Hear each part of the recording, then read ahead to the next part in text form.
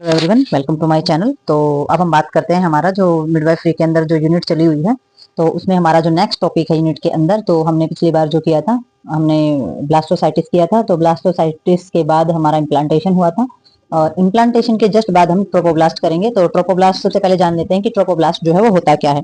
तो जो ट्रोपोब्लास्ट जो होता है वो हमारी जितनी भी सेल्स होते हैं उसमें से कुछ एंजाइम जो होते हैं उनका सेक्रेशन होता है, ठीक है। और जो वो हमारे सेल्स होते हैं ना, वो एक दूसरे से चिपकाने का, सेल्स को एक दूसरे से चिपकाने का काम ये करते हैं, तो वो हमारा ट्रोपोब्लास्ट होता है, ठीक है। और जो हमारी ट्रोपोब्लास्ट जो कंडीशन हमारी आती है सेल्स की, तो इसमें कम से कम भी 32 जो है सेल्स हमारे वो ग्रो कर जाते हैं, ठीक है। तो इसमें जब हमारे सेल्स ग्रो कर जाते हैं तो वो सेल्स जो है किस किस चीज में कौन कौन सी चेंजेस आते हैं, तो वो हम इसके अंदर देखेंगे। तो ट्रोपोब्लास्ट के अंदर इन्होंने कहा है कि प्रीवियसली हमारी जो मेंशन की गई है, जो पहले चीज जो सेल्स होता है हमारा ट्रोपोब्लास्ट, वो हमारा जो डिफरेंट है, और जो हमारा बाहर का जो जो हमारा ट्रोपो एक्टोड्रम्स और जो हमारा इनर सेल्स मास होता है उसके नाम से हम इसको जानते हैं। तो इसमें बाहर के सेल्स का भी नाम लिया गया। Just before of implantation, implantation से जस्ट पहले जो होता है वो हमारा ट्रोपो एक्टोड्रम्स जो होता है वो फर्दर हमारा जो डिफरेंट होता है अलग, हमारे इनर यानी कि अंदर वाला जो हमारा मोनोन्यूक्लियर सेलुलर लेयर कार्ड, जो हमारी जो मोनोसेलुलर का मतलब हो जाता है, मोनोन्यूक्लियर का मतलब हो जाता है कि उसके अंदर जो हमारी लेयर होती है, हमारे उसके अंदर पाए जाने वाले इनर सेल्स जो होते हैं उनके अंदर पाए जाने वाला न्यूक्लियस, ठीक है। तो वो सेलुलर लेयर जो होती है उसको हम क्या बोलते हैं, साइट्रोब्लास्ट ऑफ द लैंगेसंस बोला जाता है उस लेयर को। और जो आउटर लेयर जो हमारी होती है उसके अंदर पाए जाते हैं मल्टीन्यूक्लियड, ठीक है। तो उसमें बहुत सारे न्यूक्लियस पाए जाते हैं, और ये जो इनर वाली होती है उसके अंदर न्यूक्लियस एक पाया जाता है, यानी कि कम पाए जाते हैं। और जो आउटर लेयर होती है उसके अंदर न्यूक्लियस जो बहुत ज्यादा पाए जाते हैं, जो कि हमारे साइनेटिम्स कार्ड ऑफ द साइनोट्रोपोब्लास्ट जो है उसको बोला जाता है। और ये जो हमारा साइटोट्रोपोब्लास्ट जो होता है, ये इसकी लाइनिंग में हमारे कुछ विलियस सिस्टम पाए जाते हैं, जो कि हमारा विलियंस जो हमारा साइटोट्रोपोब्लास्ट जो होता है, इसके जो सेल्स होते हैं ये किस पर, डेसिडुआ पर जो है वो अटैक करते हैं, ठीक है, इन्वेड करते हैं किस पर, डेसिडुआ पर।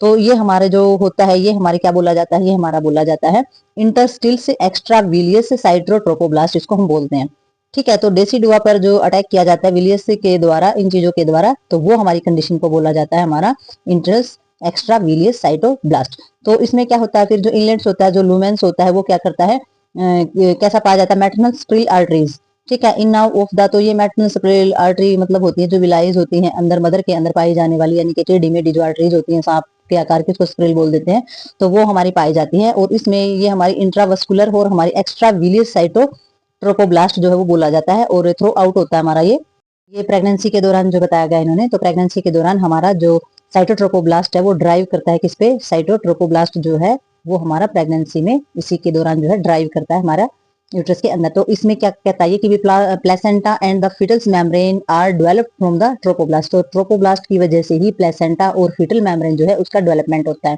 तो सबसे इंपॉर्टेंट काम तो यही है कि प्लेसेंटा और मेम्ब्रेन का डेवलपमेंट हो रहा है। अगर प्लेसेंटा का डेवलपमेंट नहीं होगा तो बेबी को न्यूट्रिशन नहीं दे पाएगी वो, ठीक है। It is the involve the most of the function of ascribes to the placenta as a wall. तो इन्होंने बताया है कि ये जो ट्रोपोब्लास्ट जो होता है हमारा, इसकी ज्यादा से ज्यादा इन्वॉल्वमेंट होती है, इसकी जो प्लेसेंटा के जितने भी फंक्शन होते हैं वो ट्रोपोब्लास्ट सेल्स के द्वारा ही करवाए जाते हैं, तो ज्यादा से ज्यादा इन्वॉल्वमेंट होती है। दस it's severe at least 3 important function of invention, nutrition of the production of hormones for the maintenance of pregnancy. तो इन्होंने बताया एटलीस्ट मतलब कि कम से कम भी 3 इंपोर्टेंट फंक्शन करता है ये ट्रोपोब्लास्ट जो होता है। सबसे पहला inversion of the nutrition and production, तो ये सबसे पहले क्या करता है, प्रेगनेंसी को मेंटेन रखने के लिए न्यूट्रिशन और हॉर्मोन्स का प्रोडक्शन करने का काम करता है, ठीक है। यदि हमारा जो न्यूट्रिशन और जो हॉर्मोन्स है अगर उसका प्रोडक्शन नहीं होगा तो प्रेगनेंसी मेंटेन नहीं हो पाएगी, ठीक है, ग्रोथ नहीं कर पाएंगे सेल आगे, और इम्प्लांटेशन जो है वो भी सक्सेस नहीं होगा। तो इसमें जो हमारा लोकल जो साइटोकाइनेज होते हैं वो रेगुलेट करते हैं हमारा, और जो हमारा अटैक जो होता है ये हमारा जो साइटोट्रोपोब्लास्ट जो होता है डेसिडुआ पर, उसको प्रोटेक्ट करके रखते हैं, मतलब उसको बचाते हैं, ठीक है। तो इसमें जो रेगुलेट किया जाता है हमारे साइटोट्रोपोब्लास्ट इन द डेसिडुआ के वजह से किया जाता है, तो इसमें अटैक से बचाते हैं ये जो साइटोकाइनेज जो होते हैं, ये हमारे इसके अटैक से बचाते हैं, साइटोट्रोपोब्लाज्म के ट्रोपोब्लास्ट जो होता है उससे बचाते हैं डेसिडुआ में। तो इसका कहने का मतलब ये है, हमारा ट्रोपोब्लास्ट में हमने कुल मिला के जो इस टॉपिक को जो समझा है, तो इनका बताने का मतलब ये है कि ट्रोपोब्लास्ट जो सेल्स होती है, वैसे तो एक स्टेज है ट्रोपोब्लास्ट, ठीक है। तो ब्लास्टोसाइटिस के बाद की जो स्टेज है, जब इम्प्लांटेशन हो जाता है तो उसके बाद हमारा ट्रोपोब्लास्ट आता है।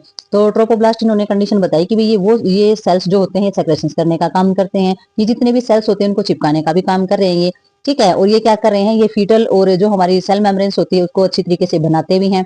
ठीक है। और जो ट्रोपोब्लास्ट जो होते हैं वो हमारा किस चीज का प्रोडक्शन कर रहे हैं, न्यूट्रिशन का प्रोडक्शन कर रहे हैं, हार्मोन्स का सेक्रेशन कर रहे हैं। ये दोनों ही चीज बहुत ज्यादा जरूरी होती है बेबी के डेवलप के लिए। तो ये भी हमारा ट्रोपोब्लास्ट के द्वारा ही किया जा रहा है। प्रेगनेंसी को मेंटेन कराने का भी काम यही कर रहे हैं, साइटोकाइनेज को भी रेगुलेटर यही करा रहे हैं। तो ये जो सारे के सारे काम होते हैं ये हमारे ट्रोपोब्लास्ट के द्वारा ही किए जाते हैं। तो अब हमारा जो ट्रोपोब्लास्ट जो फंक्शन होता है कंप्लीट हो जाता है, तो उसके बाद हमारी जो नेक्स्ट स्टेज आती है डेसिडुआ, उसके बारे में हम नेक्स्ट वीडियो में बात करेंगे। तो अब तक जो ट्रोपोब्लास्ट करवाया है मैंने, आई होप तुम्हें समझ में आया हो। तो नेक्स्ट वीडियो में मिलते हैं नेक्स्ट टॉपिक के साथ, तब तक के लिए बाय बाय।